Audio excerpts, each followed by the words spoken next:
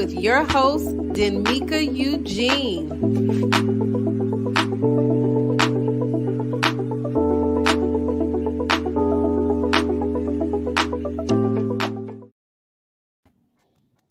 Good evening, and welcome, you guys, tonight. I am super elated and so excited. I have some of my favorite moms with me. I mean, just phenomenal women. This should be an exceptional time tonight, and we're going to jump right into it. I think we're going to do the honors with Miss Shalina opening up. So what I want you guys to do is take a moment to share who you are, what you do, how many children you have, and please, you guys, give some beautiful shout out to your spouses and just a little bit about who you are and what you do. Okay, so my name is Shalina Beasley, and I have been married, a long time, to my very best friend I met. We met in high school, and we have 4 awesome children. They drive me crazy sometimes, but they're awesome, and I love them. They each have their own personalities. I have should I say the ages? Let's just say I have a full-grown adult, 29, age 22, age 19, age 16. So almost an empty nester. I am currently a principal of a K-8 building. I was just promoted. I've been in education for around 25 years now. I taught for 17 years before moving into that space of leadership. And that's where I am. Excellent. All right. Who's Keisha? Hello. I am Keisha Dickerson, mother of 3 P's. I call them my 3 P's in my pod. Omar is 27, Ariana's 22, and my baby Aaron is 18. Married to Aaron Dickerson Sr., met him in college, so Lord Jesus, oh Lord, 31 years. I have been, he's been unable to shake me. And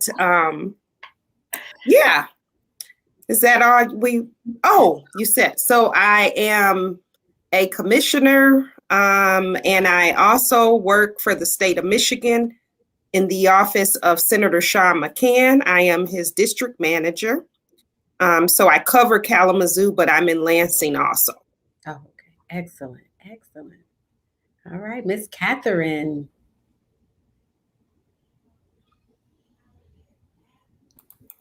Love it. You know, when they talk about Zoom and you double mute yourself. Anyways, I am Catherine Roche, but everybody says Roches because it's Texas. I've been married 17 years. Got married when I was 21. Had my first child when I was 26. So I have a 12-year-old, a 10-year-old, and a 9-year-old. I literally just dropped them off for track practice. So they're at track practice right now. Amazing, right? I am a career mom. I work for a technology company, Dell Technologies. I am an account manager, and I manage South Florida. So the beautiful state of Florida. Yes, I manage corporate accounts there. I no longer manage public accounts. And my awesome husband, Rodolphe, he is my rock. He really is. He's my best friend. So just like you guys said, we meshed well together. So he's the yang to my yang. He truly compliments me well. So that's all about me. Excellent. So I am your host, Denmika Eugene, married 20 years, just celebrated our 20th year this weekend. Mother of 5 beautiful, wonderful daughters. My oldest is 26, my youngest is 12, and we have been in this thing, raising these kids, getting them grown and getting them gone. Here. So I think Shalina and I, we kind of on the same page, like get them all out the house. But we love to have them come home but we love to see them grown and gone. Aw. Independent. We have to build their independence. Yes, to see Yeah. the fruit of our labor. That's what it is. Yes. I love it. So, question for you ladies, and whoever wants to go first, you can go first. How did you ladies decide to cultivate your home? How did you decide that this is going to be the culture of our home? I'll go first. Okay. I grew up in a household of 13 siblings. We all have the same mother and father, and we had a very strong Christian background. My husband grew up in Haiti, completely different culture altogether.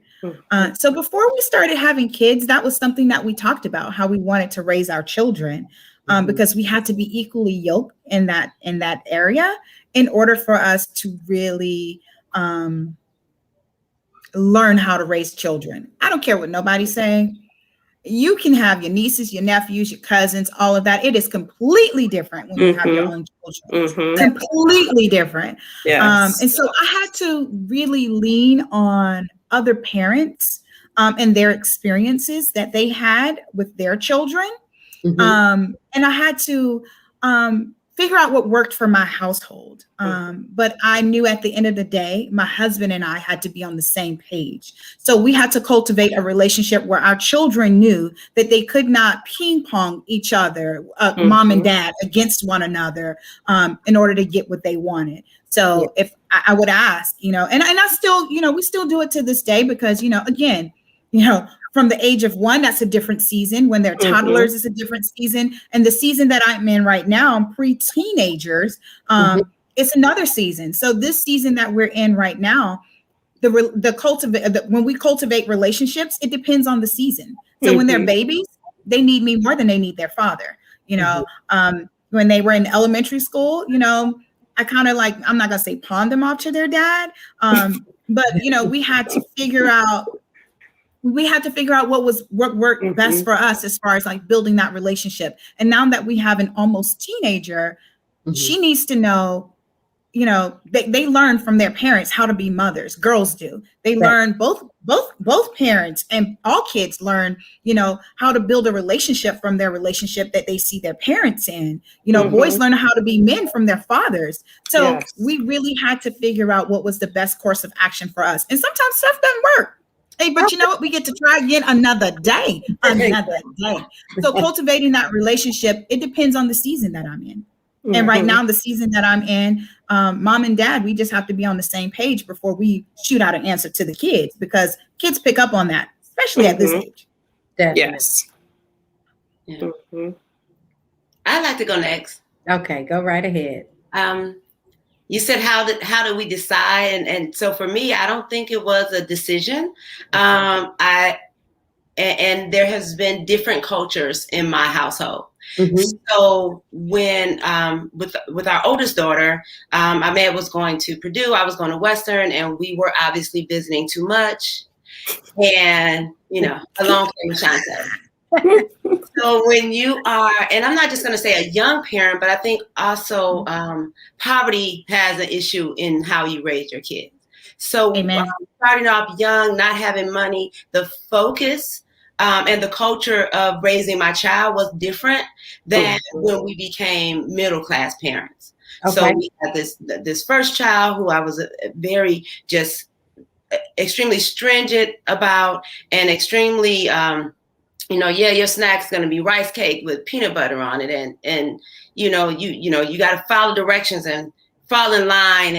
And then when I wasn't under as much stress financially, the more I grew and the more I learned, the more open I became about raising my children, the more adamant I became about trying to create a culture for my children where they knew they had a voice and their voice mattered.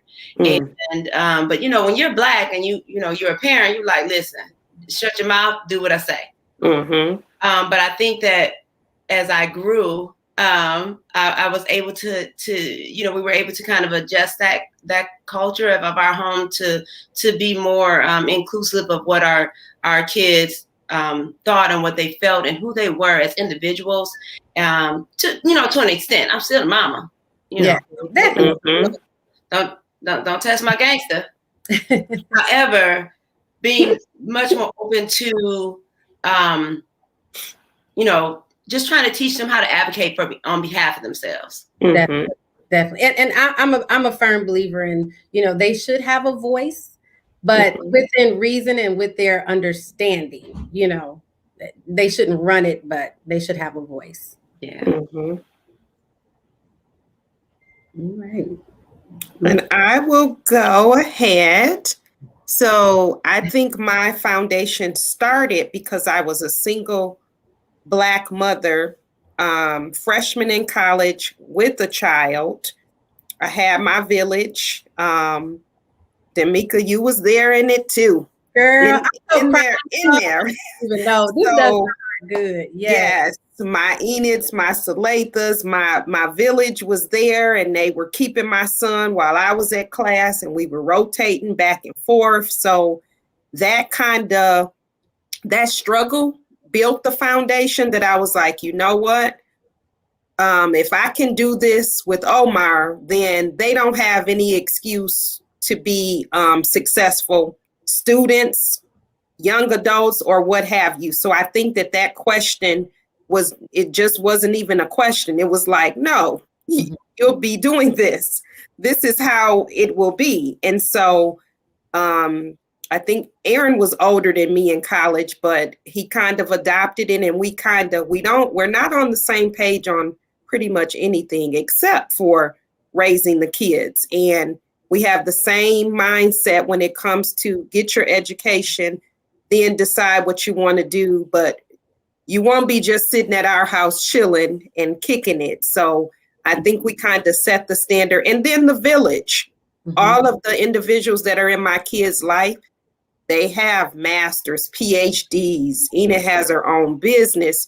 There's no one in their life and their surroundings that are not being effective adults in this community. So they have a good support system. And I think that's what laid the foundation. Wow. I absolutely love it. Yes, I remember the days. So, to be a part of the beginning for Shalina and Keisha, actually, I've been a part of all of y'all beginnings. Where it's at. I remember Ashanti and one morning I fed the kids breakfast, and each one ate eggs, one ate bacon, and one ate the grits. And I said, I could have just made y'all one plate. So, being a part of that and seeing you ladies come from that, environment to creating what you've created and put the people around your children that you have surrounded them with. This has been amazing. I'm grateful to see the growth. And that's why these particular mothers right here mean so much, because I saw the foundation being laid. And I know what it took to get to this point. It took some hard days and some long nights and some growth and development. So this has been a beautiful thing. So these mothers are not to be taken lightly, you guys. These mothers right here have put in the work and put in the time and put in the effort. And they had the tears. Yes. But also had the success behind the tears. Yes. So that's what we're celebrating today. And that's why I'm honoring you ladies today. So what did you find easy? What did you find easy about parenting? Is there easy part? What did you find challenging about parenting? I'll start with that one too. Every day I count it all joy. That is my slogan. That is my motto. I count it all joy because it could be worse. We see, other families, we see other events, we see things happening. I was highly blessed with great pregnancies, great deliveries, great recoveries. And I had, just like, all of you guys said, I had a support system. I had a good foundation. My kids made it easy to love them because I really did want them. I prayed hard for them. It took, you know what? Let me take that back. My pregnancies were easy, but it wasn't easy for me to get pregnant in the beginning. So when I got pregnant, it was a blessing to be able to carry a child and carry a child full term and healthy. So when I say I count it all joy, like Damika said, people don't know your story, but they share your glory. And when they share my glory, they see the hard work and the prayer that I've already put in. You know, they see, you know, my countless hours on my knees praying and me writing in my journal, asking for these things, because we know Habakkuk 2:2, write the vision, make it plain. And when we write that vision for our family and for ourselves, we know whatever we ask for in the name of Jesus, it is done. So when I say I count it all joy, they made it easy to love them because I asked for them. Nice. Yes. I love that. Yes. Well, my 3 Ps didn't make it easy. Well, I'm not done yet. I'm not done. I'm not where y'all at. I'm just started. So, you know, I might not count it all joy after 13. It's gonna be good. Wait till you get to that the teens with the girls. They be like, is that I have to read. I have to read, you? Keisha. Don't say anything. They have to read, girls. So, yeah. Ooh, look, I bow down to you. Like, hallelujah, I do too. Yes. And somehow they all survive to adulthood. So God is real. Yes. Because they're, and I guess the hard part, and it connects back to what I was saying before. I think the hard part of parenting for me was my own personal growth.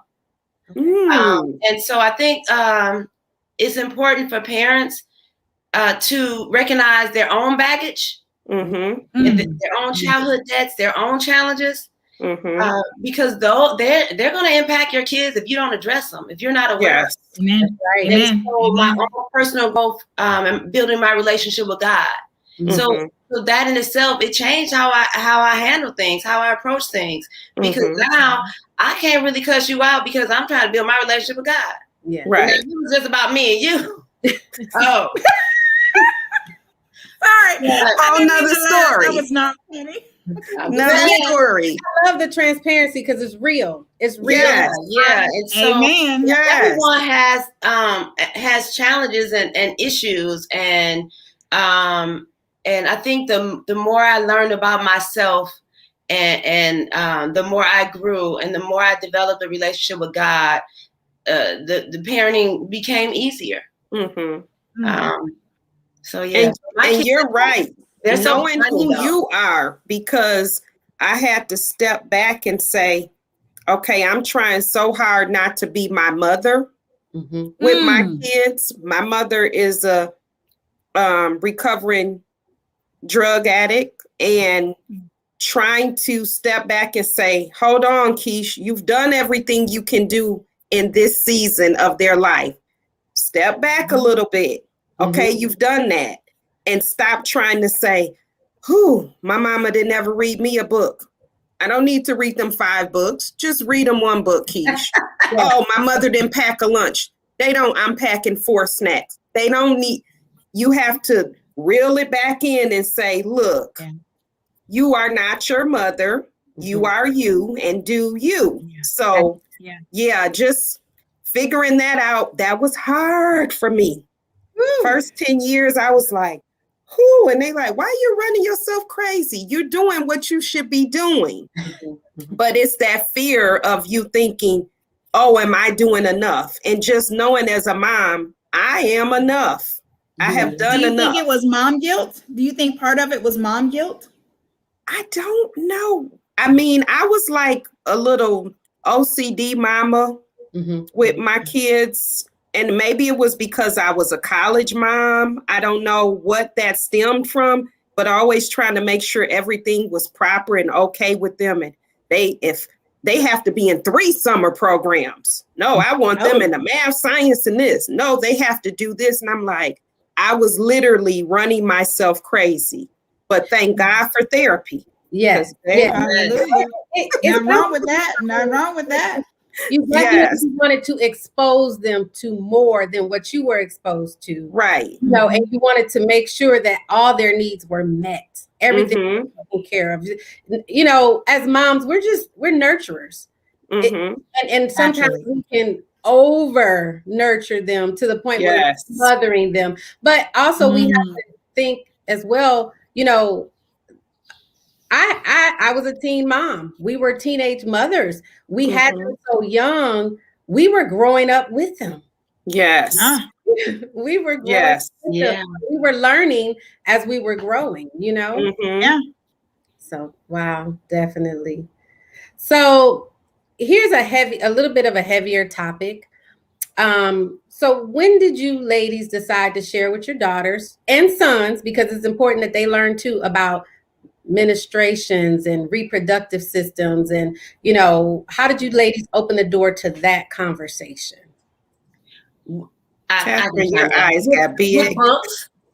With books, Y'all go. I found it kind of easier to kind of transition when there's a book, like, okay, now here's what we're going to talk about, and here's how this is, and blah blah blah, and then they're free to read it on their own as well. But I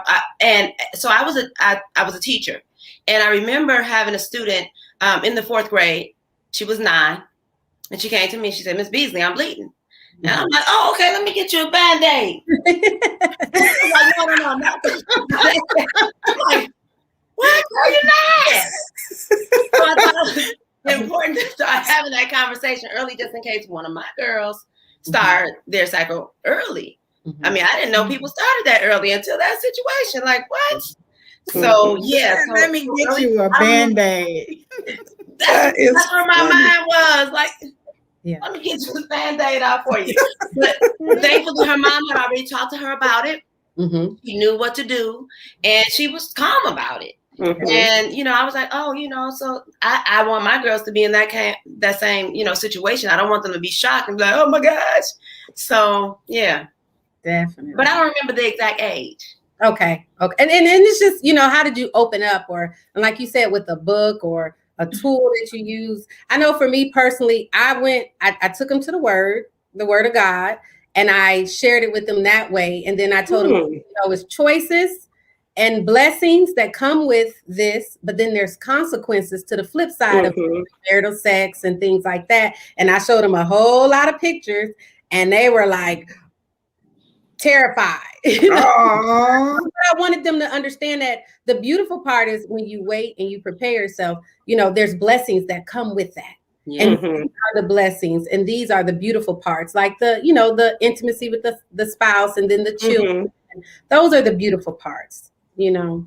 Yeah. So I here in Detroit, we had it was a place called Herman Kiefer, where it was like the like sex ed. People went there for, they had sex ed also, but people went there for like sexually transmitted diseases or whatever. But they had this education program, and I took I don't think they were open with my younger kids, but with my oldest and my 2 god kids, I took them there, and they were sharing with them, like, here are the rates of STDs in high schools right now in the city.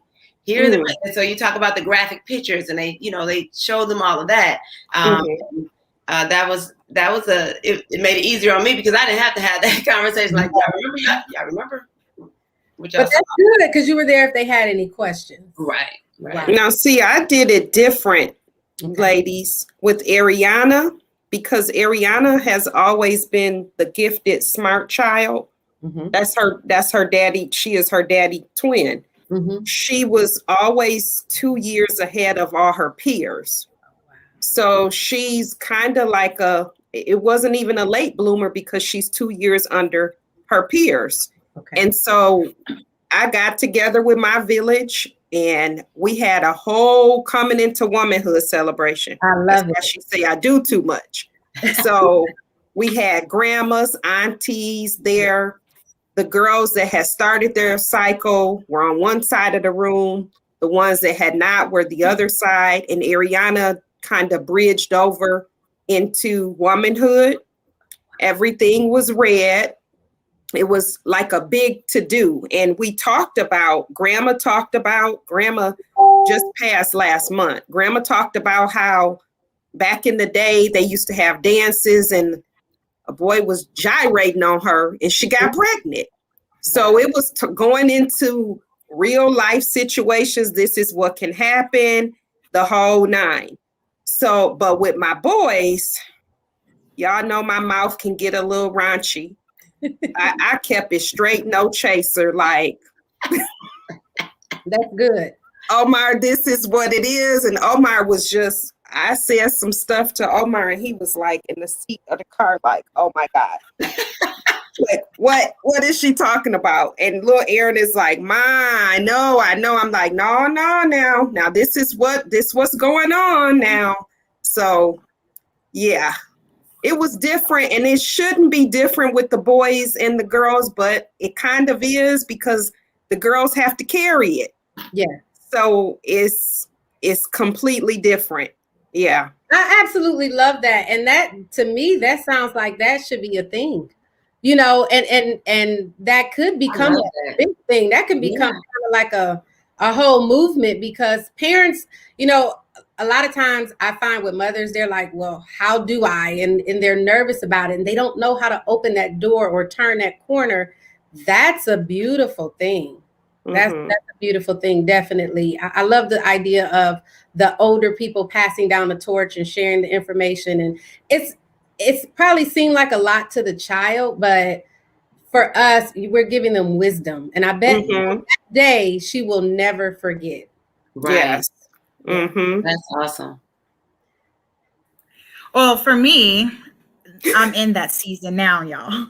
Oh. So my daughter was in the 3rd grade, I think it was, when I kind of had like driplets of conversation. And same thing, I got her the book. 4th grade, same thing. But I was 13 when I started. But my parents really didn't have that conversation with me. When I asked my mom what was a period, she said something at the end of a sentence. So generationally, they don't talk about it. No, they didn't. And I didn't want that for my daughter. Shalina, I think you said it, and Keisha, I think you said it. But Shalina, you said it first. And then Keisha, you said it. You talked about you didn't want to be your mother. And you didn't want to put your childhood hurts and pains or whatever you grew up with onto your children. So I also didn't want that same thing. I did not want my child to be ill prepared for that season when that season does come. Her season has not come for that yet, but she is prepared. She has a little thing in her backpack. And I told her, it's nothing to be ashamed of. It's not something that you need to be shunned away from or hide in a corner. When it happens, be joyous, because that means you've transitioned from being a child to a young woman. And it is something to be celebrated. You know, when it happens, you know, we'll get the app, because I have an app on my phone. So I showed her what the app looks like, track it that way. If you need extra, whatever it is, have the conversation, and don't be afraid to talk to your dad about it, you know. And I like what you said, Keisha, having like a coming out, not really a coming out party, but, you know, a celebration, you know, because this is an entrance into womanhood. I love that. I like that. And I made you it was that actually too. Called that. So it was the coming into womanhood celebration. So there you go. And you know what? I may do that because I started when I was 13. I was 13 when I started. So I'm assuming she's probably going to follow after my footsteps, because she's 12 now. But her body is definitely changing, changing. I'm sure she'll be happy to know that you shared this with all of us too. You know what? Believe it or not, she wasn't embarrassed by it. She went out with her auntie the other day. But you know, it's funny. She went out with her auntie the other day, and she had the same conversation with her auntie. So she came home, and of course, she's asking me all kinds of questions. But with my son, they recently watched a video in class, and so he got in the car and he was asking me questions. But I've always had this. At nighttime, we do a nighttime ritual where we say prayer, but they also get to kind of talk about, you know, whatever they want to talk about or ask questions. So he was like, hey, Mom. So he asked a lot of personal questions. I won't go over the details of the questions, but I think he was surprised at my responses, because I was like you, Keisha. and I answered the questions honestly. Right. I can imagine that boys are like, what's wrong with her? What's going on? You know, about their sister. Like, why she like that? Because girls change. Their attitude changed. Their, you know, they Take it all. Yeah. You know, Yes. I got the American Girl book for both of them. So my daughter and my sons, they both have their American Girl book that gives them like the breakdown of the details. Hey, you're gonna have body odor. You're gonna have, this is when your body start growing hair. This is what's gonna happen with this, and your diet start changing. Oh, you should start seeing this, and you should see that. So all these different things that are happening to your body, they get to see those things. But it was interesting, because the boys, they didn't want to read the book. They were like, ew, I don't want to read this. My daughter was like, Mom, what's a tampon? Because she didn't know it was called tampon. And I was like, it's called a tampon. So I showed her what it was. She was like, so where does it go? Like, she was so interested, so just those basic things. But if I had shunned her with that one question, because that may have been the question that she had to gungeon up all that courage to ask that one question. And if I said, I can't believe you're asking me that, like if I responded that way, she's like, okay, note to self, don't talk to mom about any of this stuff. So I answered the question, answered it, she was like, well, how do I use it? Showed her what it was, and I was thinking in my head, girl, we wasting good pads, but I did it anyway because I'm like, she still needs to know what it looks like, And we did that at the womanhood celebration. So we had the underwear out, showed the girls the pad, how to put that in, the tampons, told them they probably should wait for that, and then the little, I call it the purse, your little pouch.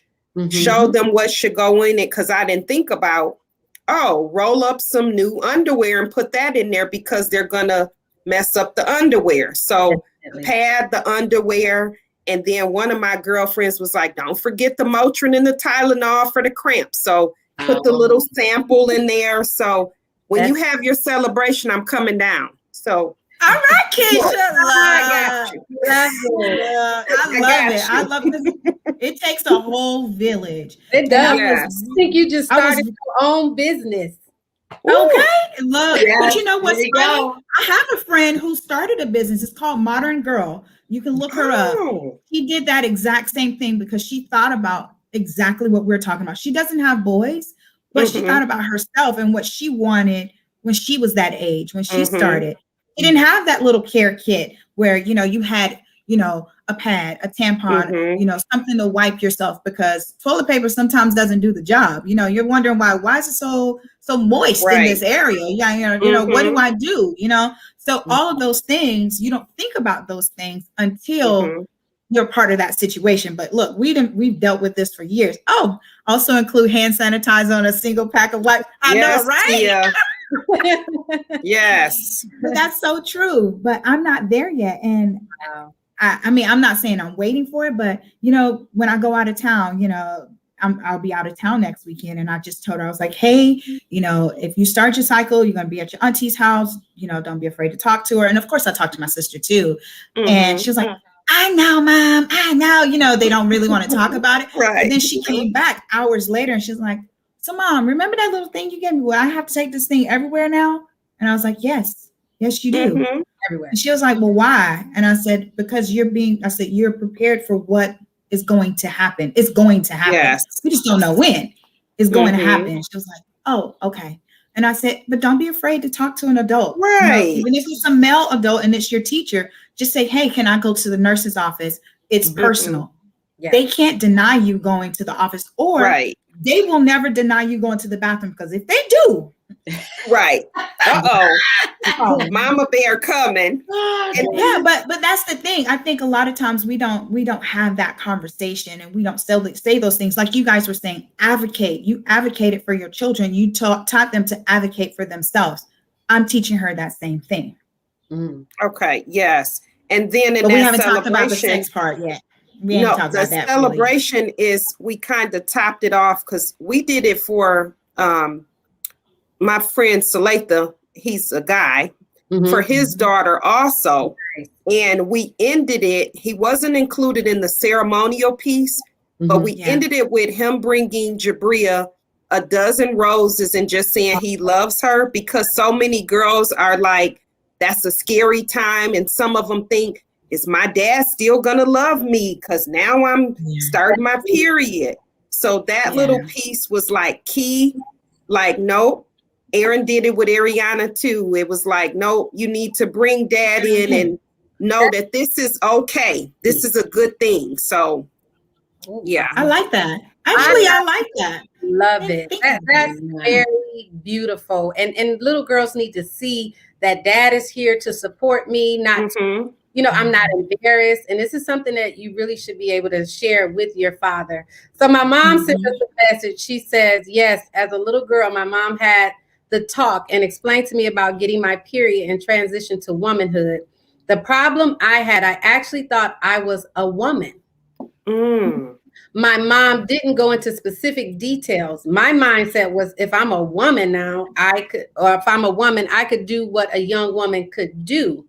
Wrong. I had my first baby when I was 16. So that's another key component. Thank you for that, Mom. That's another key component that we probably need to add to that, as we're teaching them and sharing with them, because, as she had it wrong, she said that I'm a woman and I can do what a woman do. But we have to be intentional about the wording. Yes. It's because every time you've heard it, someone is saying, now you're a woman. What does that mean? Yeah. When you think about now you're a woman. So yes, making that clarification that you're a young woman. Yeah. You probably don't need to be doing what a woman does, but you're a young woman. So yes.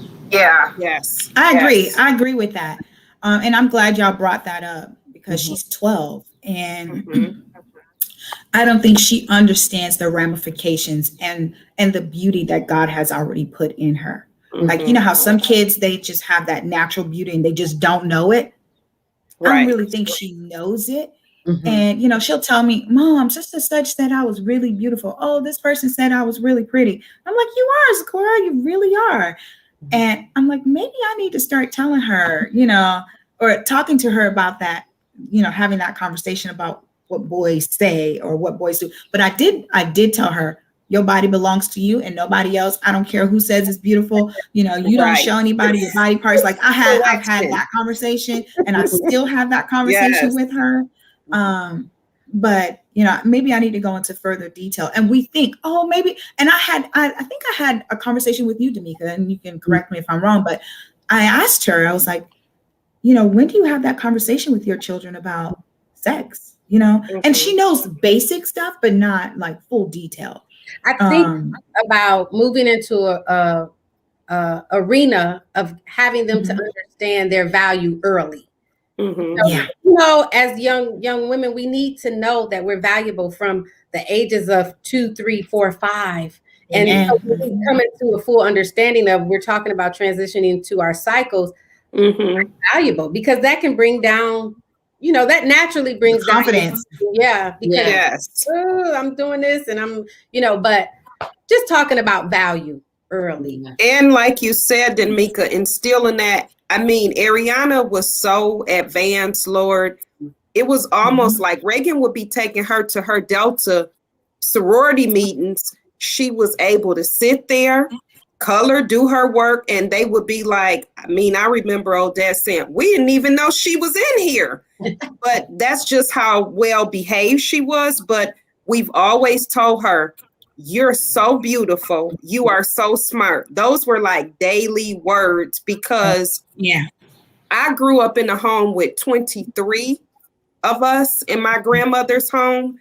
And you weren't told that you were beautiful. You probably were told, come and get this rice and this chicken to eat and go about your business. You didn't get that. You're so beautiful. You smart. And that's another topic, but we wasn't even taught how to love ourselves we wasn't taught how to love ourselves. And you definitely didn't know. I told my husband, I wasn't taught how to love a man. It was not talked about in my house. We didn't love men. It was shunned upon. If you were loving a man, you were getting cussed out by your aunties. That's another topic. But anywho, we don't have to have that topic. But we're the generation, correct me if I'm wrong, that do you see a child in this room? Children are seen and not heard. Yes, That part. So Yeah. we're change that about what we're instilling into our children. And that's why conversations like this is so important, because Mhm. we can put it all on the table. And not that our parents did a bad job. I think they did a great job with us, but they gave Clearly, they knew clearly. to do. Right. Yes. So changing the topic a little bit. So when have you ladies, how did you inform your children or your daughters and sons how to encounter situations with today's police? Has that been a topic discussed? Yes, definitely with my boys more than Ariana. I hate when I say that, but it's different. It is. So, I mean, even to the point of fear and shaking when I'm talking about it. Okay, Aaron, you're a freshman at college, Michigan State. What do you do if you're pulled over? If he runs a lot on campus, what do you do if you're stopped, if you have on a hoodie? Very painful conversation, but needed to be had. Yes. With both of my boys, and just asking them, so what would you do if he said, put your hands up? What would you do? Would you try to reach for your phone to call me? All of those things have been discussed, and I'm just sad that we have to have them, but we do. We do. And I have to think back to our ancestors. Shoot, they had to tell their kids, don't walk down this road at night because you might get lynched. So I'm like, if they had to do it, I guess we have to do it too. It's sad, but yeah, conversation, very touchy, but it had to be had. Wow. Excellent. And so for me, I haven't, so we've had the conversation, but not in a very explicit way. And probably because my son is not driving by himself yet. So, he just turned 16 in April. And so he really has not been anywhere that either his sisters, who are his other mothers, of course, my husband, like one of us takes him everywhere he goes and brings him back everywhere he goes. He doesn't really go anywhere, especially like he just turned 15 in a COVID space. So he hasn't been able to go anywhere. Right. But it's definitely something that I will be having a very explicit conversation with him about. And just, and I think about like my sister and my nephew and how she has that conversation with him often. And as soon as he learned how to drive, like, listen, you're a Black boy. Society is different for you. Things are very different for them than it is for women. Exactly. We have to let them know. Yes. Definitely. I tried to take a different approach, and it may not have been the right approach, but I tried to shelter them as much as possible.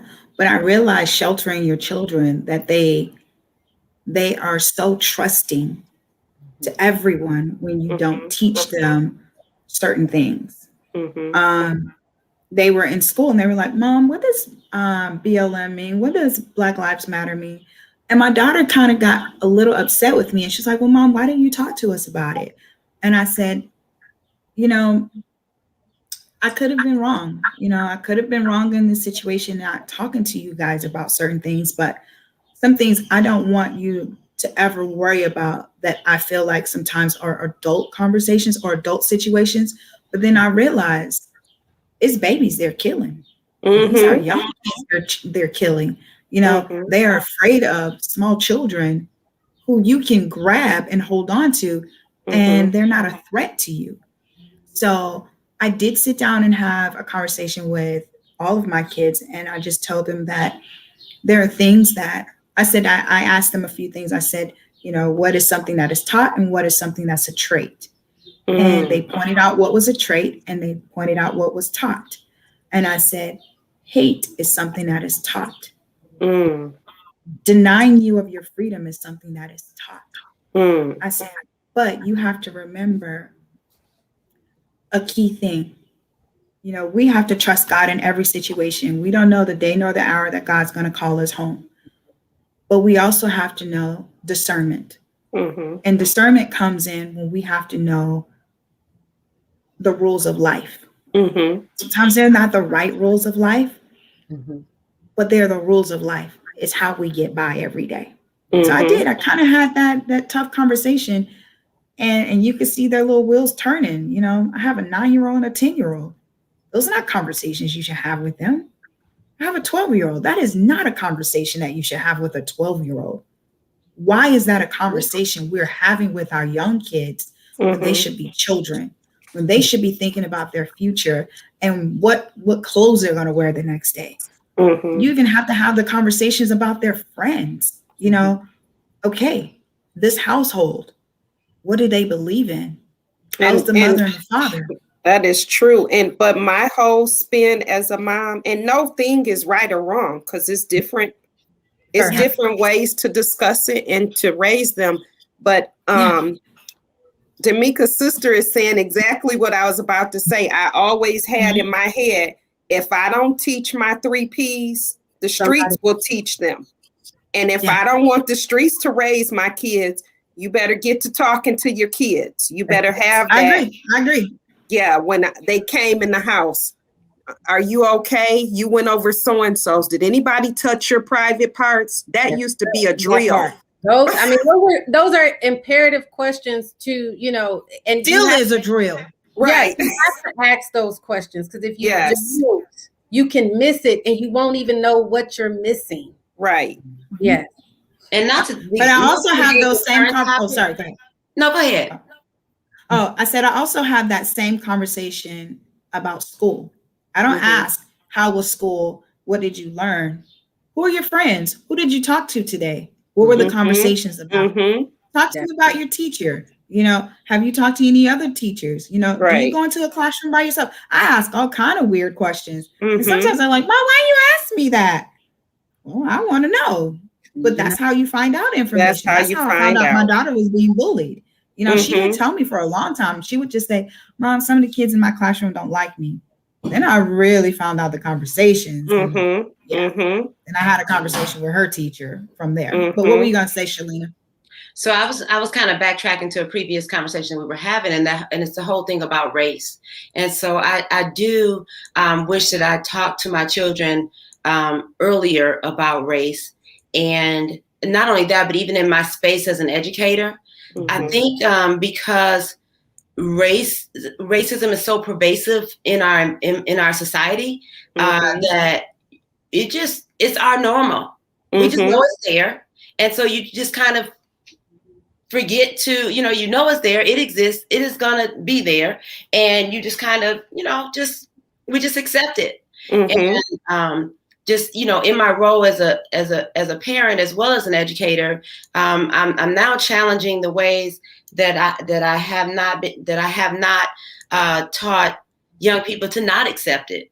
And so I do wish that I would have had more conversations with my children at an earlier age around race and racism and the dehumanization of Black people that exist in this country, and how to and just even our role, like if we aren't going, of course we do need, our white brothers and sisters who help us in that battle.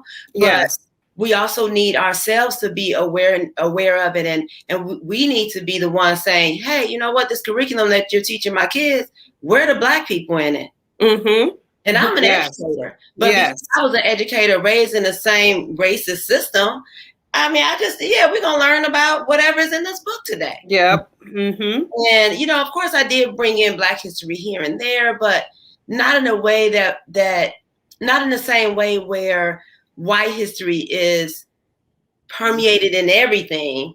Our history is like an add-on. Oh, by the way, little drop. Yeah. Right. A little drop. So I feel like, it's going to take young people to kind of revamp the way that we, currently teach. And as parents, it's our role also, I think.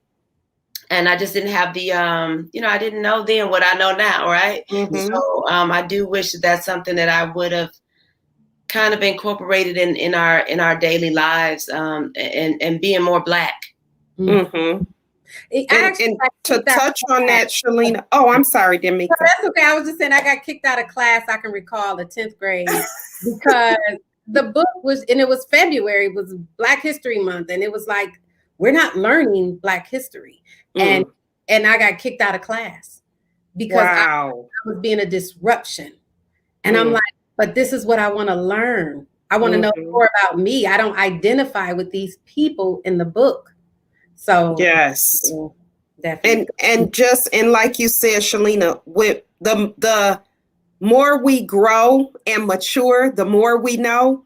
But I mean, I'm kind of thankful for my husband. We call him the professor, Jimmy Neutron. He knows it all. In some of our family, we used to have family meetings when the kids were home, that we would sit down, talk about what was going on. And kind of, so Aaron did a whole thing with the kids about social media, because he's a director of technology. He knows everything about technology. He's like, Omar, I don't care if you do say you put it under another name, an employer can look at that and see the things that you've done, yada, yada. And our kids are like, what? Now they tripping about the technology we do. We was like, no, as a Black woman, male, you have to move different in these streets. You can't do what the others do. You can't go to work with this. One of our kids had a hickey, and Aaron was like, you can't go up in the workplace with the hickey, because that could stop you from getting a promotion. So all of that and all of those things that we have to be aware of and tell our kids, you can't tell the police officer, hold on, where's your superior? No, you got to sit there and you have to move differently. But I think the more we know, the better. And we just got to roll with it. Definitely. Absolutely. I agree. 2 quick questions. How, this might not be so quick. How do you ladies discipline your children? Now or then? Well, they shouldn't be being disciplined now, but how, as they were growing up, how did you discipline? No, but no, I think about like how I talked about before, like with definitely, and she'll tell you, Ashante will tell you, like, well, why I get all these whoopings and they ain't get whoopings, because when you know better, you do better, and so I feel like what I learned is that you can't whoop someone into compliance. So to me, discipline means you have to teach someone. And so even when you think about yourself as an adult, and I think about, I'm not going to change because the me can tell me I should do something different. I'm not going to change until I'm in a situation where I have to self-reflect. And so then my shift as a parent became more around, and I Med to thank for that, because he has a lot of patience in terms of having conversations with our kids about, here's why, so he'll go in there and talk to them and I'll be in the background like, whoop her. Really? So, and I recall the time when Shantae was like in middle school, and I was like, if she gets in trouble, if you get in trouble one more time in school, because she was hanging with the wrong crowd. She's a good kid, hanging with the wrong crowd, just kept getting phone calls. One more phone call, you get a whooping. I'm 8 months pregnant. She gets a phone call home. She doesn't have a uniform, but she left this house with a uniform. She didn't give her uniform shirt to her friend. Oh. Okay. Well, your friend gonna take this butt whooping for you because you're getting ready to get it. Y'all getting in the cut together. I mean, go in there and whoop her. He going there, he's talking. When is the whooping coming? Right. You can't whoop. I had to go. She pregnant. I had to go in there. 8 months, just digging around. Afterwards, I had to take a nap and everything. But that was me, the old school mom, the new school mom, and she reminds me of it. The new school mom would have that conversation, like would have the patience like Ahmed has in terms of, and I did have conversation with her about it. Like, okay, when you get in trouble, who are you usually with? And she, when this happened, who were you with? This person. This happened, who were you with? This person. What you think about that? Friend. Yeah, and then they can come to their own conclusion. And so, as a young parent, I was a firm believer: whoop your butt. Well, I only whooped Omar and Ariana once. I've never whooped Aaron. I've never had to. Aaron Senior kind of did the discipline, but we didn't really have to whoop them. I don't know if it's because we old parents or what, but we would say whatever it was, and that's just how it was. And it could be because Omar and Ariana had such a tough village. Salatha has whooped my kids for me.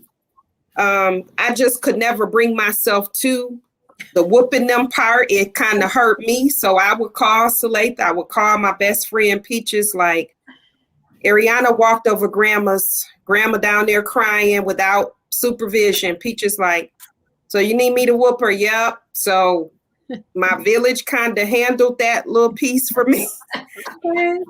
But yeah, I would agree. The wiser me, well, I didn't whoop anyway, but would talk to them about what you do, why'd you do it, that type of thing. I think we grew up thinking you get your butt whooped because that's what was done to us. Yeah.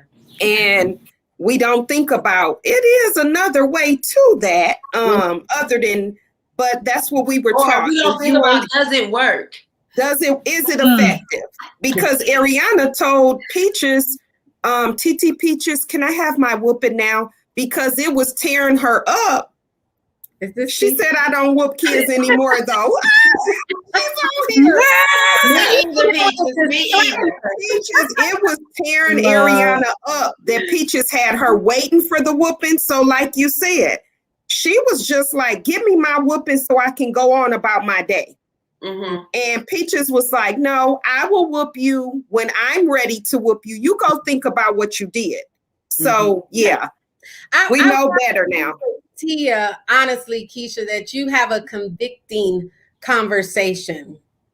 Like, I mean, yeah, I even early on, your conversations were more like, you were the more reasonable, rational, but strong voice. Yes. Yes. Yes. Definitely.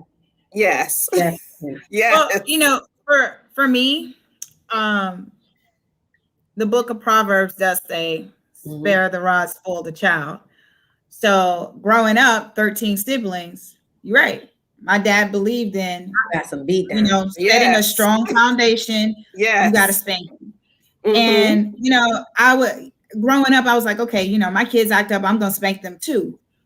When they were a lot younger, I did spank them only because I had a friend who, you know, she, like y'all said, you didn't whip children, or, you know, I mean, you did, but, you know, they didn't get a lot of whippings.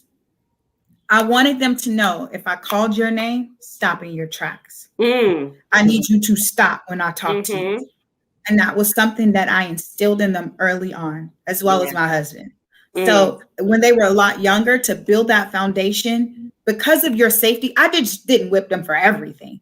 When they were misbehaving, they did get a spanking, because I wanted to set that foundation. Once you set that foundation, you don't have to continue whipping them and spanking them. Right. I didn't whip them till they, you know, I didn't like abuse them, but I definitely whipped them. So when I called their name, they answered. I need to say it one time, and you do what I ask you to do right away. Conflict resolution, the older they get, you can have conversations with them, because you want them to understand conflict resolution so that they can have a conclusion, an educated conclusion about the decisions that they made. Because when they get into the workforce and they have disciplinary things happen to them, or that someone said they can't do this or can't do that, we talk about advocating for yourself, right? It's that same thing we're teaching them when we're setting that foundation, when we're disciplining our children. True. You have a conversation with them, so when they get into a conflict, they know how to handle that conflict, whether it's with the police, whether it's with their employer, whether it's with their friends. You want them to have educated conversations with people so that they can think for themselves. Yes. That is the reason why I discipline my children, so that they can think for themselves. It is not, oh, I whip you and don't ask me no questions. I whip them because early on, I needed them to stop in their tracks when I called their name. Because what if they're walking 5 steps in front of you and a car is maneuvering in their direction? If you don't call their name and they keep running because they think you're playing with them. Yes. Oh, that's wrong. But when I yell, I yelled a lot, by the way. I was a yelling mom. I wasn't really a huge spanker, but I was a yeller. I still am. I'm still a yelling mom. I raise my voice a lot. And my kids know when I raise my voice, they move. Period. Period. I yell their name, they move. But Yes, I approve with you, I Shalita. spanked them, but I did spank them early on because at 2 and 3, you can say no all you want. But what do they do when you say no? They say no right back and they run. But if you give them a little bit of pain behind those words, they know, oh, mom meant no. Better listen. My mama meant something when she said those words. So my spankings were not because I just felt like it. It was so that they understood the words that I was saying. Yes, absolutely. My oldest daughter was fascinated with the outlets, and I had the safety plugs in there, but she was smart. I'm gonna pull these out and still be fascinated with it. Until she got tore up, and then we never had that issue again. Exactly. They know right and wrong. Yeah. And I have parents now, they will ask me, why are your kids so good? Or why are your kids? Sometimes I'm like, my kids are not good. I don't know what y'all see. But then I also have to remember, we always see the very best in our children, and we see the best potential of them. So when they're not moving at their best potential, we don't think that they're being good. But when other people see them, they're like, oh my gosh, you have such amazing kids. And then I have to remember, I set that foundation. Yes, ma'am, no, ma'am, because that's proper words to say. They're not your friend. I don't need you to have a conversation like they're your best friend. They're not your best friend. I need you to have a little bit of respect for the people that are in your life. If they're not your age, you need to have a little bit of respect for them. So when people say that, or they ask me, well, how did you do it? Oh, I started early on because I needed them to respond to me the first time and right away. Now, don't get me wrong. They still, act like they don't hear me sometimes. I'm like, you passed your hearing test when you were in the hospital. So I need you to pass that test right now. Again, I'm talking to you like y'all my children, but I do literally say those words. But, my husband travels a lot too. And so when you're at home with 3 kids and you have so many different moving parts, as a mom, you have to stay sane.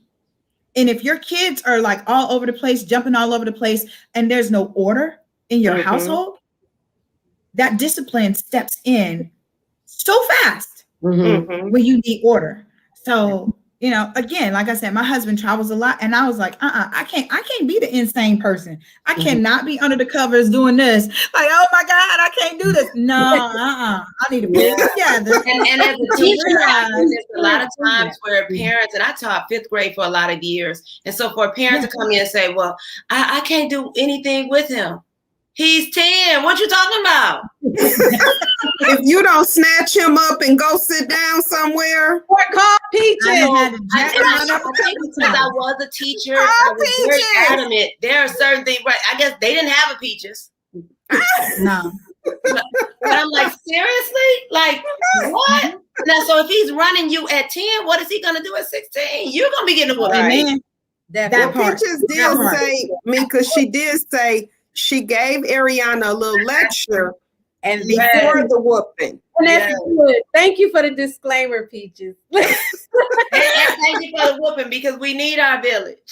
Right. Yeah. But I don't whip them now. They barely get whippings now. The only time that they get whippings now is if they've done something so out of order that they need a spanking. So but like now it is conflict or resolution. something like that. Well, yeah, they've done some stuff where I'm like, now I know you knew better. What were you thinking? No, I'm just gonna cut your butt because you know it was wrong. Right.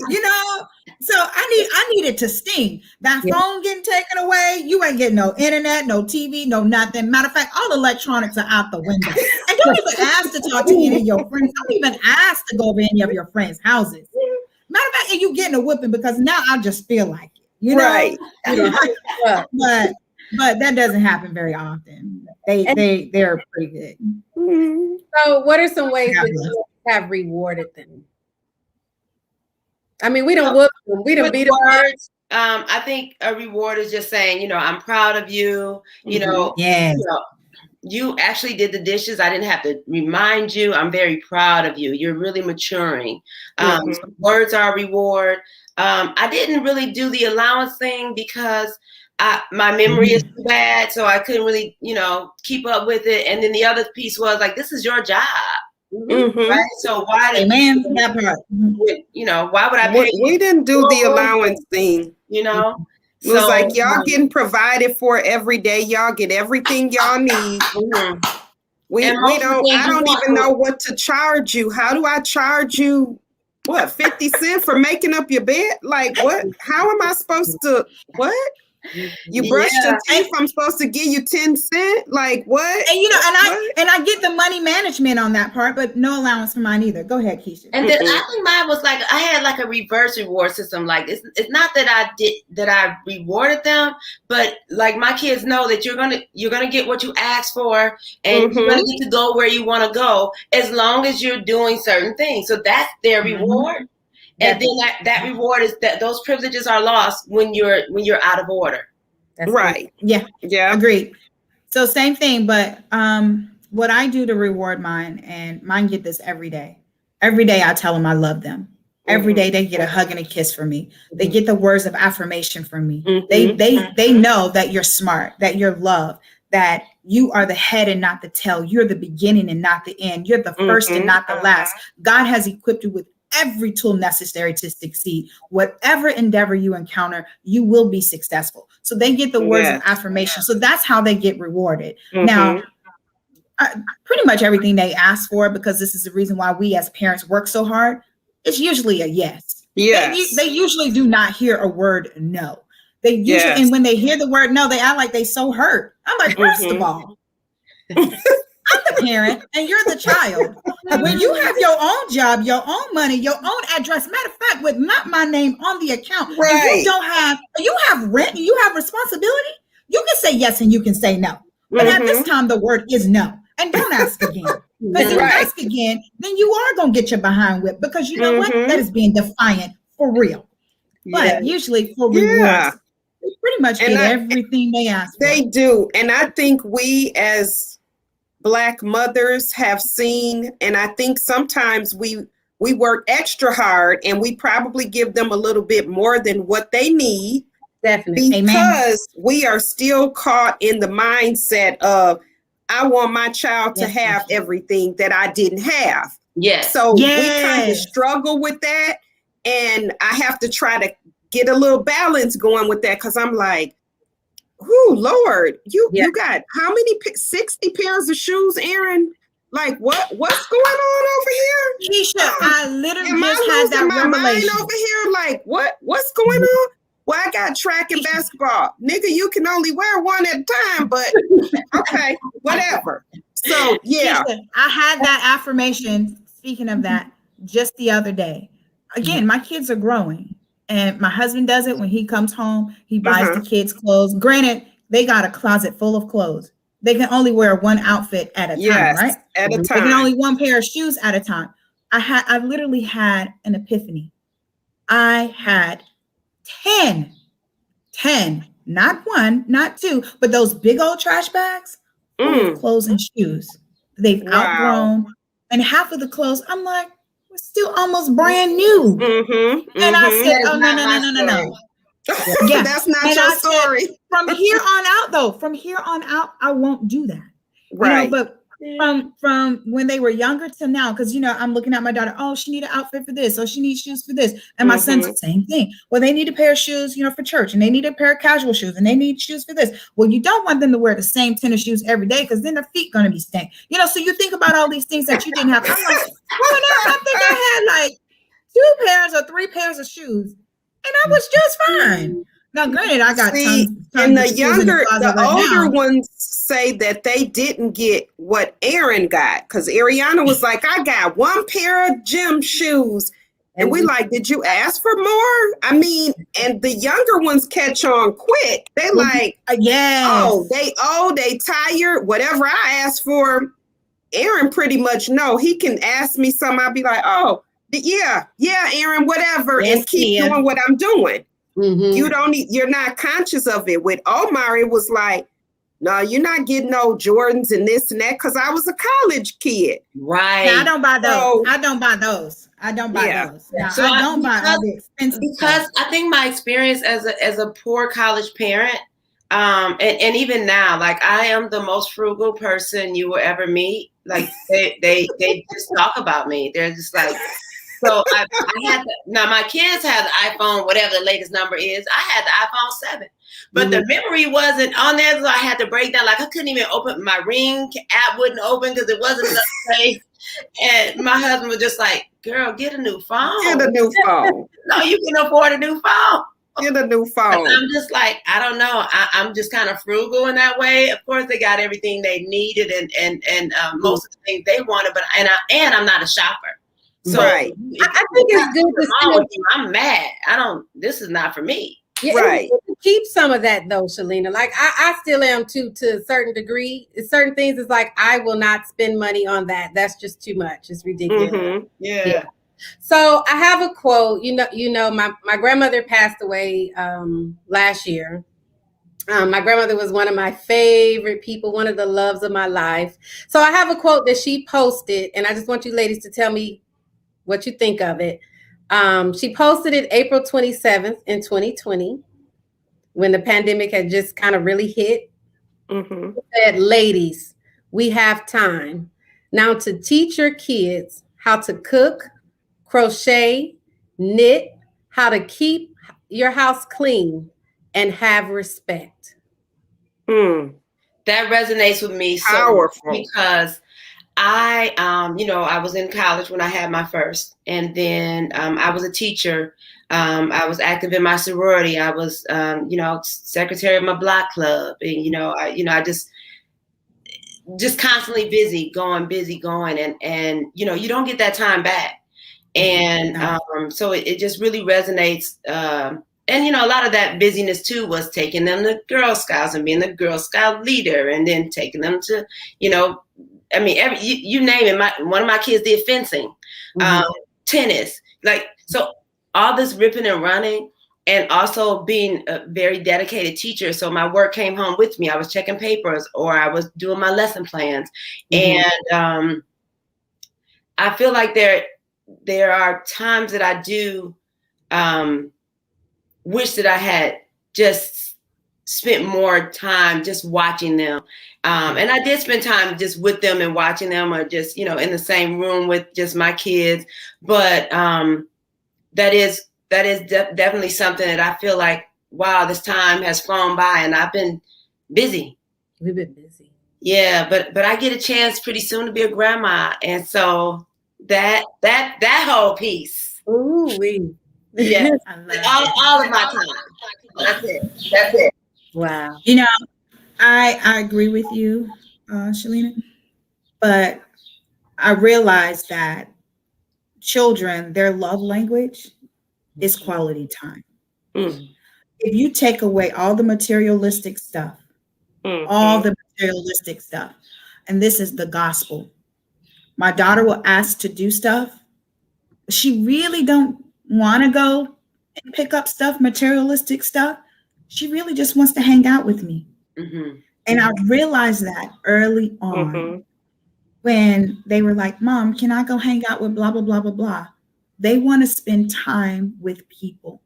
And if we didn't pick that up early on, we would have missed that opportunity to hang out with them when they want to hang out with you. You want to continue hanging out with them, so when they get older, that you build on that relationship and they continue to build on that relationship with you. So what your grandma said, D'Amica, we have time. We do have time. But I realized too, when I had time, my mom taught me how to cook. My mom taught me how to do certain things. My mom taught me how to clean up. My mom taught me so many things that I now carry in my current relationship. So when my kids go to someone's house when they were a lot younger, they would walk into their house, and it's funny because one of my friends' kids said it, and then my kids said it when they were, younger. They said, "Oh, this house is a messy mess," and I'm like, you don't want to make feel that way, but they were so accustomed to their room being clean, the bathroom being clean. Because our mom always taught us, we lived in a double wide trailer with 13 people. Imagine walking to a house, there's always mess in the house. Mm-hmm. But my mom used to say the kitchen and the bathrooms need to be the things that need to be clean. You can close the door to your bedroom. You can close the door to any bathroom that someone's not using.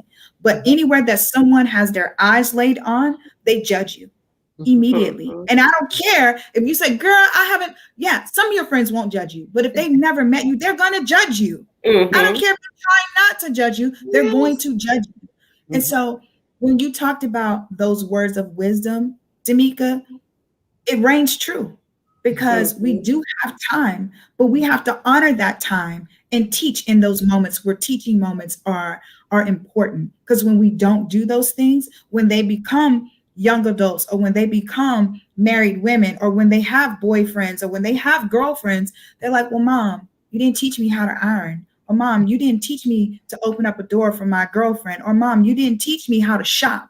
Or you didn't teach me money management. You didn't teach me those things. But this, as parents, we're supposed to be doing.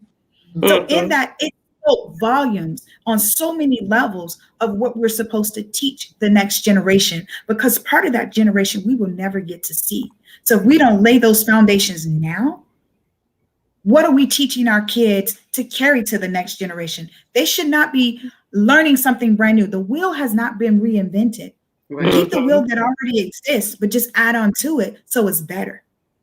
And thinking about touching on what you said, learning the love languages of each child. We have to put on our mom superpowers because all three of my P's want something different from me. Omar, my oldest, thick as thieves, we raised each other because I had him in college with me. He's okay with telling me everything, texting me every day, calling me, telling me his day at work, whole nine. Ariana, I'm in a lab. What do you need? You got 2 seconds. Tell me what you want.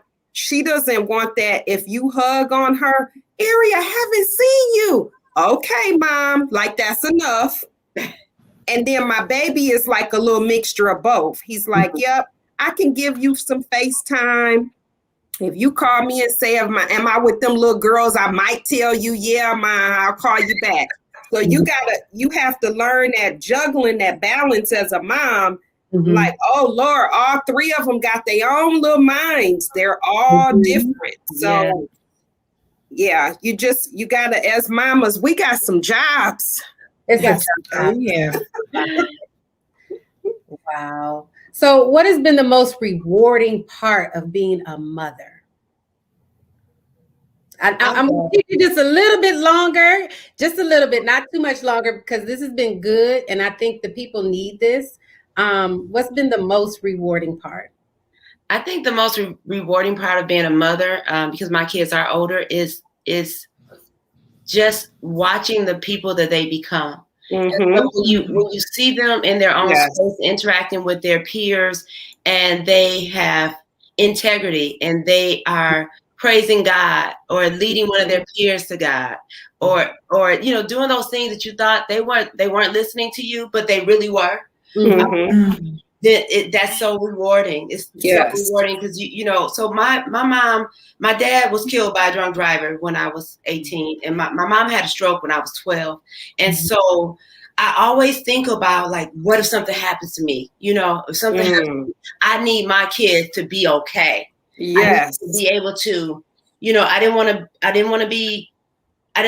them to need me. I want them to want me. I want them to love me, but I don't want them to need me. I don't want them to lose their whole mind and be, have to be drugged up for the rest of their lives because they lose me, right? I know that can happen. And so, so to see them in a place where, like, okay, Lord, if you see fit to take me home tomorrow, I know my kids are good. Yes. That is that right there. No. And to know that I call my 3 P's my investments. So I am getting a proper return on my investments because I see that, as you said, Shalina, you can take care of yourself. They can write checks. They can go to the grocery store. They know how to maneuver. Now, little Aaron is coming along, but the other two P's, Omar and Ariana, like you said, if the Lord take me, they got it. Yeah. They're good. So, yeah. Wow. I agree with all of everything that you guys said. You know, as a mom, watching them love on their friends. I get compliments from people all the time about my daughter. They tell me she acts, the way she responds to people is a lot. It's a lot like the way I would respond to people. And I taught her to gaze a room, and you find the person that's in the corner by themselves that has not or cannot interact with other people. That's who you should be friends with first, because the people who are surrounded by others, then they are already around someone. But the person who's by themselves, they could have some dangerous thoughts, and that one person who see them, you could have saved their life. So I teach all of my kids that. But the most rewarding thing is watching them become young little men and a young woman. You know, and loving, just like you said, loving God, you know, laughing, playing, healthy, you know, just hearing them pray, you know, for the longest time, they would just let me pray. Okay. Sorry, that was a text message that you see, squirrel. Anyways, but just listening to them pray, you know, it's so powerful to hear a child pray, because when they understand the power behind their prayer, they know that God is listening. Definitely. So that same thing, you know, so I'm still being rewarded every day. Every day they wake up and they're still healthy and strong, and their mental stability is normal. You know, I'm like, thank God, you know, I got another day. Children are a gift from God. Amen. And another day to mess up and they don't know I messed up. You know, another day to say, okay, I just tried that, didn't know that worked. Yes. So yeah, sometimes they are truly, you say your investments, sometimes they're my experiments. Because sometimes I'm like, I don't know if this is gonna work, but I'm gonna try it. But that's what parenting is, though. It is experimental. Like, you know, you don't know how this thing works, and even if it worked this way for somebody else, it doesn't mean it doesn't.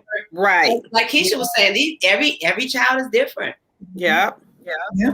But I think, you know, children are a blessing. I mean, I love my kids. They are so, like, my favorite thing to do, like right now that they're older, my favorite thing to do is just to be in a room with them all.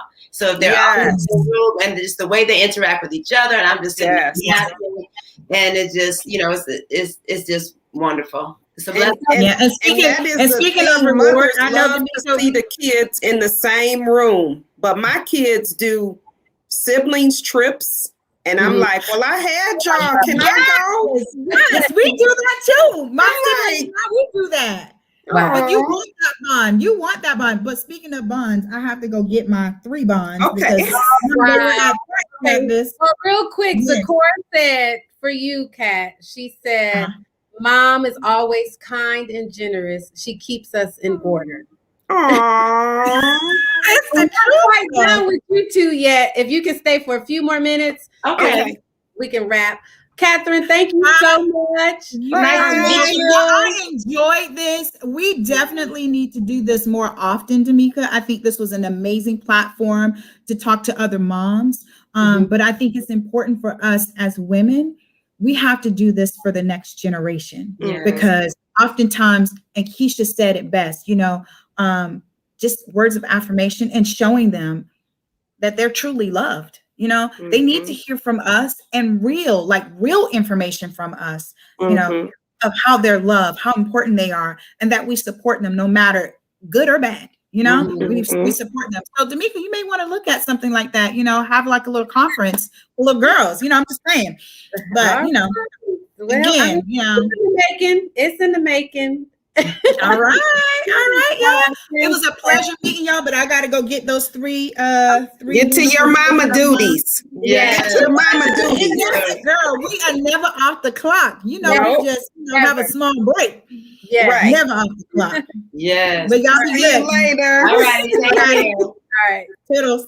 And the crazy thing is, you even when they're adults, you're still not off the clock. They're gonna call, and my oldest, If Mhm. she calls and now if I call her and she doesn't answer, it's not problematic at all. Oh, it's fine. But Yes. if she calls me and I don't answer the phone, Ma, why you didn't answer? Well, Yes. I mean, I was away from my Ma, phone what for you 2 seconds. doing? I called you right back.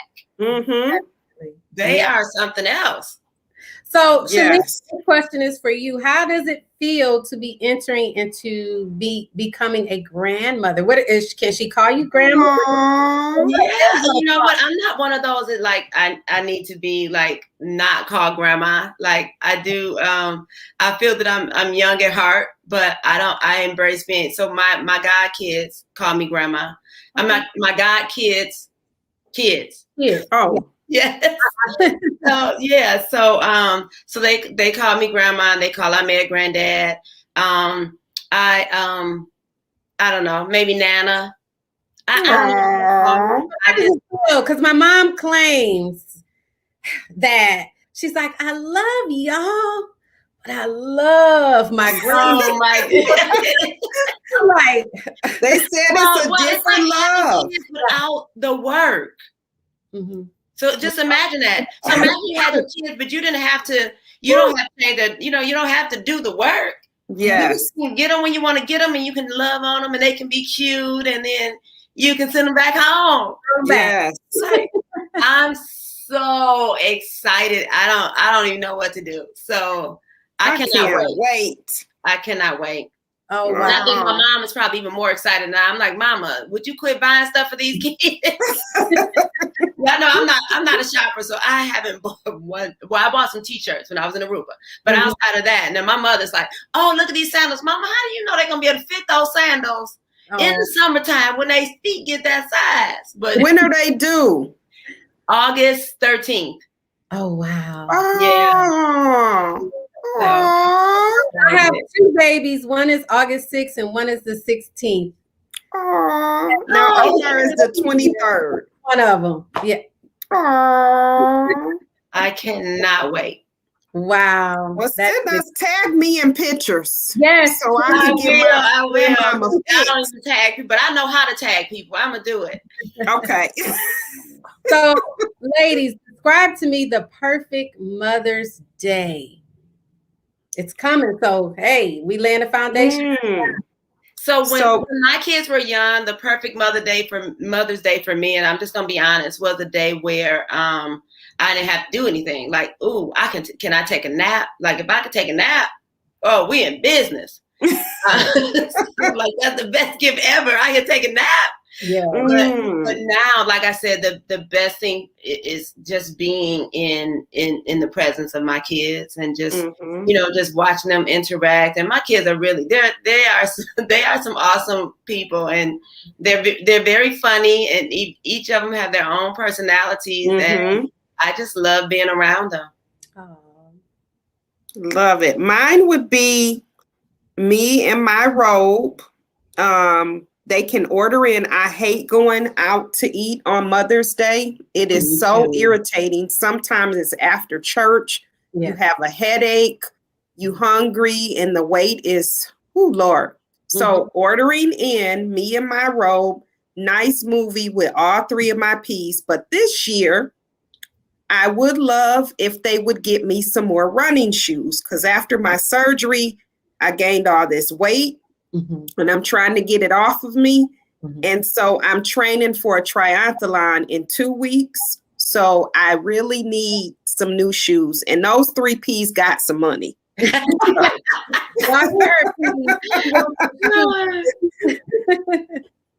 Wow, I love it. So who has introverts and extroverts, or just strict? So during COVID, my daughter Naima, so Naima is an extrovert, and she's my youngest daughter. My son is an introvert. My husband's an introvert. My daughter Kamaria is an introvert. So I'm in a COVID space in a house with 3 introverts because Naima was doing her basic training for National Guard.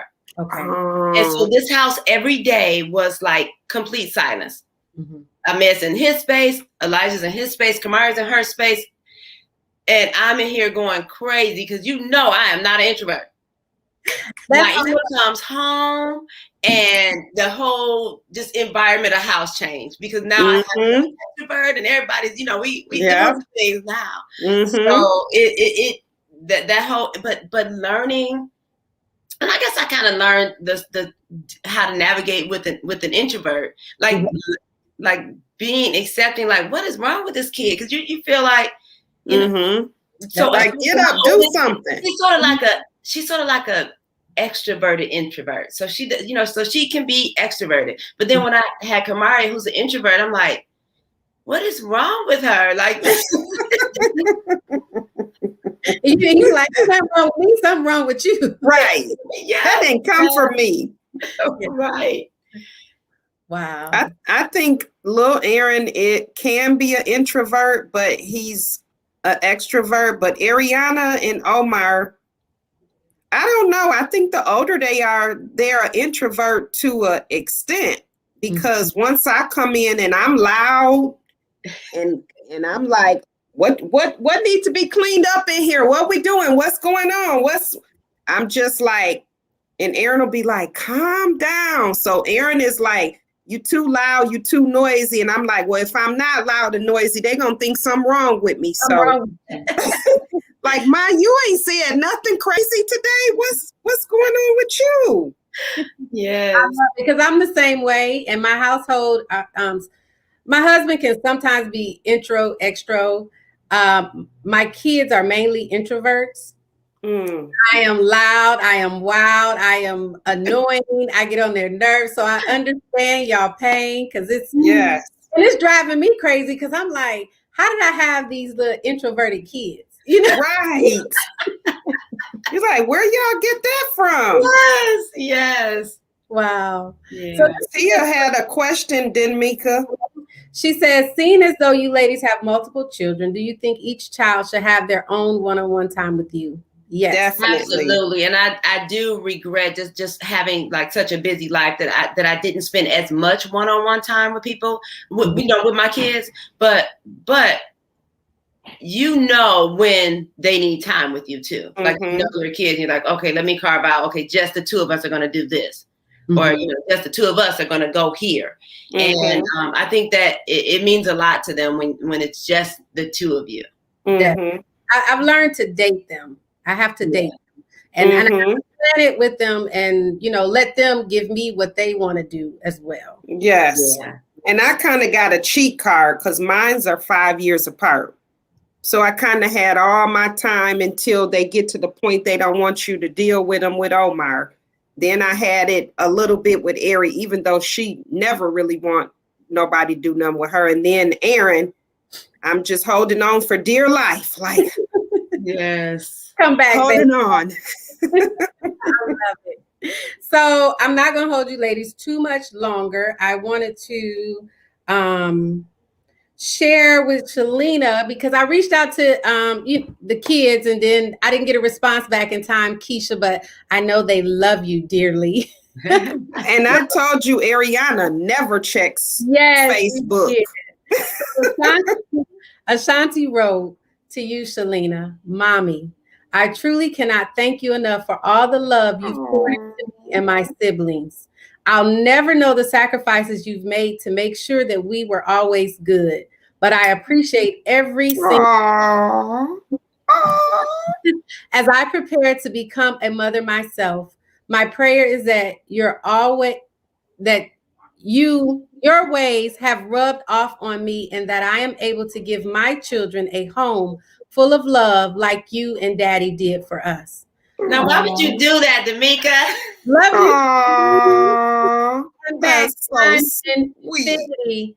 Love your big girl. Oh, that is my big girl. I love that, you're big girl. Thank you, big girl. I love you. So sweet. Yeah, and I definitely know. I didn't get to Aaron in time. I shot him a message, and he didn't see it in time, and that's why I was looking at my phone, and while we were he was like, I didn't see this in time, and I know it was kind of short notice. I was like, let me reach out to the kids, and they love you so very much. Yes. Yeah. So one last thing, and this is from Dr. Miles Monroe wife. And this was something that she said, and I had to share this because I thought it was very important. Motherhood is a gift and an opportunity to nurture. Mothers today are given their assignment. Motherhood is to be cherished and honored because it is our power. We are life givers and the foundations. We are incubators. We influence everything that's under our care. The father sets the standard and the mothers create the environment. Love it. Love it. I love Yes. it. That was necessary to share. Yes. Anything that you ladies want to leave with the audience, anything you want to say to new mothers, old mothers, whatever you want to leave that's going to empower mothers? So I would say that don't beat yourself up. You're going to make mistakes as a mom. It just is what it is. I can probably write a whole book on mistakes. I might do that one day. Is what not to do. Right. And so just start with where you are. And so, even if there are mothers right now who have strained relationships with their children, or if you don't have the relationship that you want, you can do that. You can do that now. Your mom put in the chat, like, we can have one-on-one time now, right? But I know your mom is a phenomenal mom because I know all three of her P's. So you can tell. So, but it's don't beat yourself up about it and just take one day at a time. And I would just say that I just want to salute all of the mothers. Your children do not come with a manual. They are all different. I had to learn the hard way. I'm like, why doesn't Ariana want to do anything with me? And Peaches had to come with her therapy. Peach, you dealing with teenage years as a college student. Your daughter was 16 as a freshman at Michigan State. You getting all that. You would have gotten that at home. Calm down. Let her be. Let her come back to you. So just stepping back. You gave them the tools that they need to be who they are, and just step back and let them put all the pieces of the puzzle together on their own. So beautiful. Keep hope alive, mothers. Yes. And enjoy Mother's Day. Happy Mother's Day to all moms. Mother's Day. Blood, sweat, and tears. Blood, sweat, and tears. And thank you. The Queen Bee. You are amazing. I watch you with your girls and your business and your faith. And I'm just like, this was the little tomboy freshman year that would give any guy, she would put them dukes up. I'm like, look at her. You are just amazing. And I just love you so much. You are amazing, lady. Is that Demetra? Yes. Yes. Thank you so much. I love you, ladies. I mean, this has been truly, full circle. God has been good to us. He has blessed us. Yes. And he has, shown us how to become. And we are still becoming. And we have so much to give. I'm so excited about the grandbabies and the news of what is unfolding. I thank you, ladies, so much for your time. This is not the last, because on here, so many things came out. Like, so many seeds were planted, like Keisha's new business. Catherine's yes, as well. Like, she runs those triathlons and things like that. Oh yeah, and just I watch people run. I do too. Selena, we can root them on. Yes. I'll be your biggest cheerleader, Keisha. Thank you. So many things that, as mothers and as leaders in the community that we can do together. We don't have to necessarily be in the same state. Right.